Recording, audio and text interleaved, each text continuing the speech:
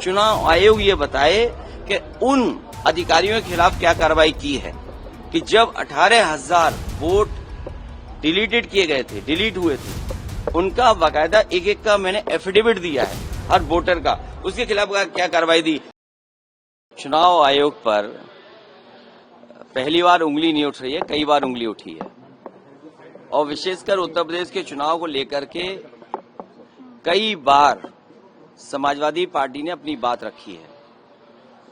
पिछली बार जब उपचुनाव था और उपचुनाव में जो धांधली हुई उसको लेकर के भी शिकायत की गई कि किस तरीके से सरकार ने मिलकर के अधिकारियों के सहारे वोट की चोरी नहीं की, वोट की लूट की, डकैती की और जो समाजवादी पार्टी के नेता कार्यकर्ता आते थे उनको फोर्स से रोका जाता था, पुलिस रोकती थी।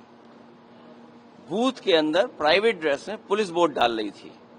अधिकारी जात के आधार पर पोस्टिंग पाए थे और उन्हें निर्देश थे कि भारतीय जनता पार्टी को किसी भी परिस्थितियों में आपको जिताना है।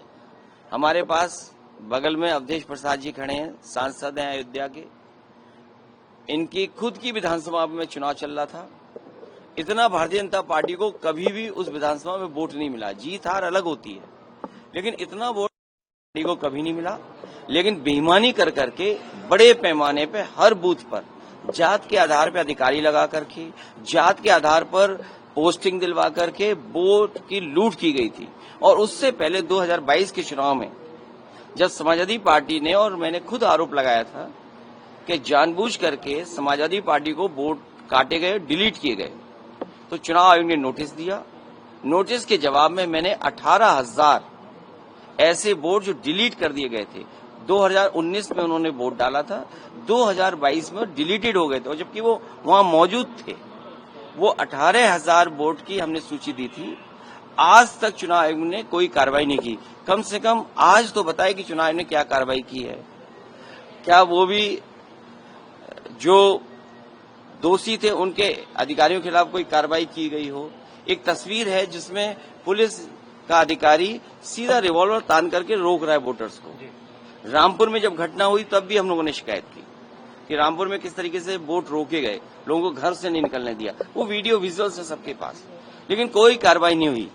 सरकार बीजेपी की है लखनऊ में, सरकार दिल्ली में बीजेपी की है। हमें उम्मीद है कि कर्नाटका में कम से कम सरकार कांग्रेस की है।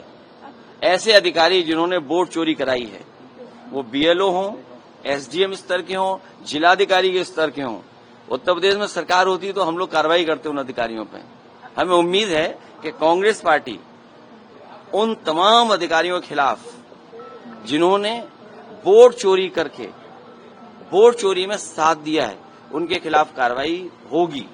और जब कभी समाजवादियों की सरकार बनेगी, और हम उम्मीद है कि हम चुनाव आयोग से अपील करते हैं कि कछुए की रफ्तार से न चलें। इधर तो फास्ट ट्रैक बन गए हैं कोर्ट्स, फास्टेस्ट ट्रैक कोर्ट में कम से कम फैसले हों, निर्णय हो, जिससे लोकतंत्र बच सके। अगर वोट का अधिकारी छिन जाएगा तो लोकतंत्र कहाँ बचेगा। अखिलेश जी, राहुल गांधी को इलेक्शन कमीशन अलग अलग स्टेट के कह रहे हैं कि आप ओथ दें, जो आप लिस्ट कह रहे हैं, और आप कह रहे हैं कि मैनिपुलेशन। अभी थोड़ी देर में 18,000 तो मैंने प्रिंट आउट नहीं निकाले एफिडेविट, लेकिन मैं कोशिश करूंगा आप पत्रकार साथियों को 100 में दूंगा जरूर कि एफिडेविट के साथ हम लोगों ने चुनाव आयोग को शिकायत की थी 18,000 वोट जो डिलीट किए थे। तो पहले इस पे कार्रवाई कर दे चुनाव आयोग, ऐसे दोषी अधिकारी उन पे कार्रवाई कर दे। राहुल गांधी पे आपको कुछ नहीं कहना कि वो क्यों नहीं वोट दे रहे हैं? नहीं, वो कांग्रेस पार्टी और राहुल गांधी, क्योंकि ये एक्सरसाइज इसके बाद होगी, उनके कार्यकर्ता लगेंगे और ऐसे वोट जो निकाल दिए गए, डिलीट कर दिए गए, उनका एफिडेविट लेके आएंगे। हम भी एफिडेविट लेकर के आए ना। हमने तो 18,000 वोट जो डिलीट हुए थे चुनाव आयोग को शिकायत की थी।